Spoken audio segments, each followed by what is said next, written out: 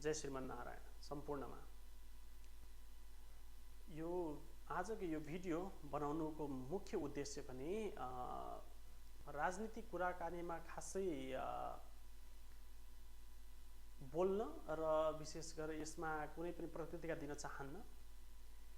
तैपनि यो विषयलाई अलिकति हाम्रो धर्म संस्कृतिसँग जोडिएको भएको हुनाले गर्दाखेरि म बोल्न चाहिँ अलि बाध्य भए यस विषयमा। के भनियो भन्दा पछिल्लो समयमा एक राजनीतिक दलका विशेष एक व्यक्ति सदस्य भनौँ, उहाँले अभिव्यक्ति के दिनु पुग्नुभयो भन्दाखेरि मासु सबैले खान पाउँछ र मासु खान पाउने अधिकार सबैको हुन्छ र खास खाँदा खाँदा खसी कुखुरा इत्यादि अब गाई र गोरुको समेत कुराकानी गर्न पुग्नुभयो। विशेष त उहाँले है त मासु सबै बराबर हुन्छन् र गाई खानले अधिकार, गाई खानेको अधिकार पनि छ, उहाँले पनि मजाले खान पाउने इत्यादि भन्नुपर्छ भन्ने कुरा आउँछ। म उहाँलाई के भन्छु भन्दाखेरि विशेष यस्ता व्यक्ति, उहाँलाई मात्र नभएर यस्ता मानसिकता भएका व्यक्तिको है त, हाम्रो देश भनेको वैदिक सनातन धर्म मान्नेको देश हो है त। हामी अहिंसा परम धर्म यसमा विश्वास गर्छौँ। कुनै पनि भोजनमा जसमा हिंसा भएको छ त्यो भोजन चाहिँ मानवका लागि उपयुक्त हुँदैन। त्यही पनि विशेष त अब हामीले पहल चाहिँ गर्नुपर्छ। हामी नबोले को बोल्ने?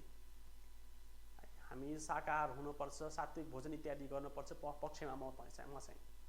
र त्यही पनि मासु खाने कुरा गर्नुपर्दा अब सबैको मासु बराबर इत्यादि भन्नुहुन्छ भने हाम्रो वेदमा चाहिँ के भनिएको छ भने गावो विश्वस्य मातर है, मातर सर्वभूतानाम गावो सर्वसुख, अर्थात् गाई सबै विश्वकी माता हुन् भनिएको छ हाम्रो वेदमा चाहिँ।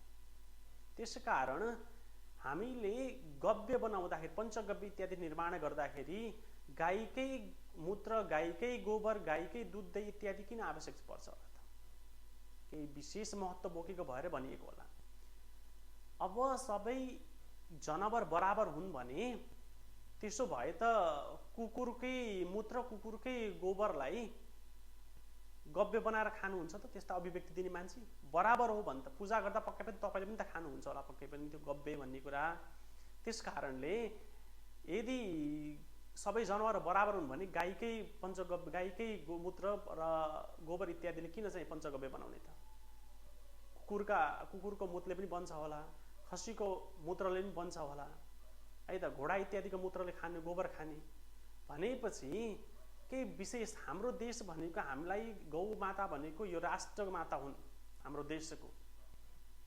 त्यस कारणले गर्दाखेरि यस्ता अभिव्यक्ति दिनु पूर्व यो समाजमा हाम्रो संस्कार इत्यादि माथि कुनै पनि टीका टिप्पणी गर्नु अगाडि हामीले आफ्नो संस्कार, मूल धर्म इत्यादि कहिले पनि बिर्सनु हुँदैन है त। हामी कुन देशमा छौँ, कस्तो संस्कृति छ हाम्रो, कुन संस्कारले मान्ने हो हामीले भन्ने कुरा। किनभने हामी कुनै पनि जाति, धर्म, वर्णका, चाहे हामी ब्राह्मण, क्षेत्री, वैश्य, शूद्र इत्यादि जो कोही भए पनि मूल रूपले हामी चाहिँ हिन्दू हो, हामी चाहिँ सनातनी हो है त। त्यस कारणले गर्दाखेरि ब्राह्मण मात्र हिन्दू, क्षेत्री मात्र हिन्दू, वैश्य मात्र इत्यादि भन्ने कुरा हुँदैन है त। हामी सबै चारै वर्णका मनुष्य जाति जति हामी सबै हिन्दू जाति मान्ने हो, सनातन धर्म मान्ने हो। त्यस कारणले गर्दाखेरि हामी कोही पनि पृथक छैनौँ। यस विषयलाई हामीले विशेष बिर्सिनु कहिले पनि हुँदैन।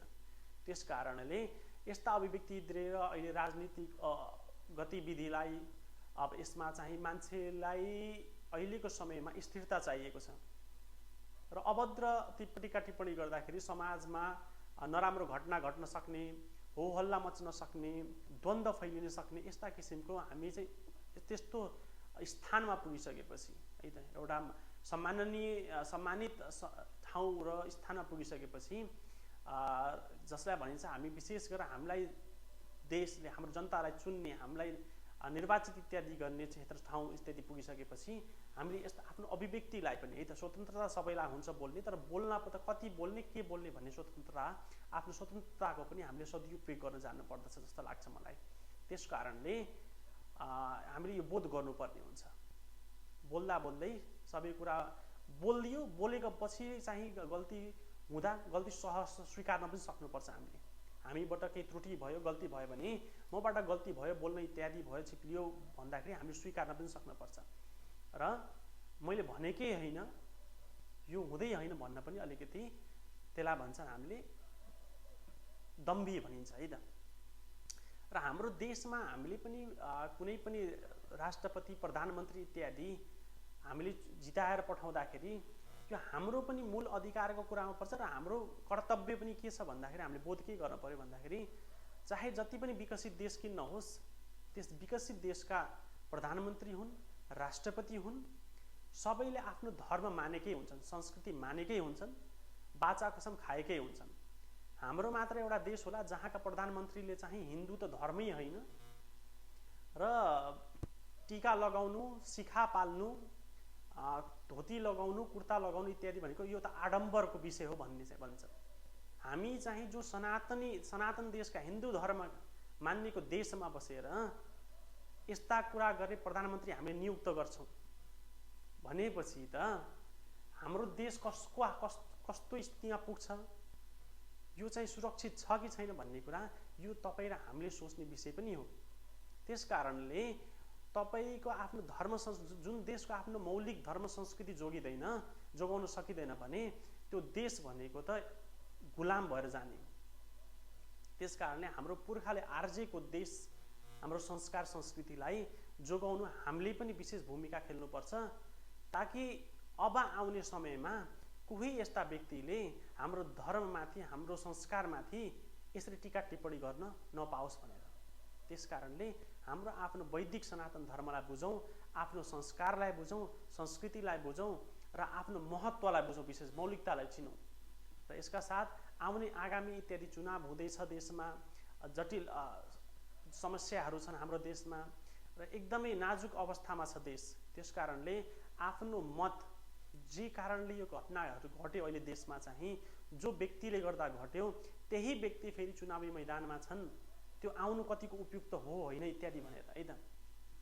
त्यसकारणले यो समयमा के सही हुन्छ र कसरी हामी सबै बुद्धिजीवी छौँ यो पैसाको पछाडि दुई चार छाकको खानाको भरको पछाडि मदिराको पछाडि यो समयमा लाग्नु उचित होइन जस्तो लाग्छ। त्यसकारणले यो सबैको यो आफ्नो आवाजलाई बुलन्द बनाउँदै प्रखर बनाउँदै र न्याय पूर्वक विशेष गरेर आफ्नो अधिकारको सदुपयोग गरौँ जस्तो लाग्छ मलाई है त।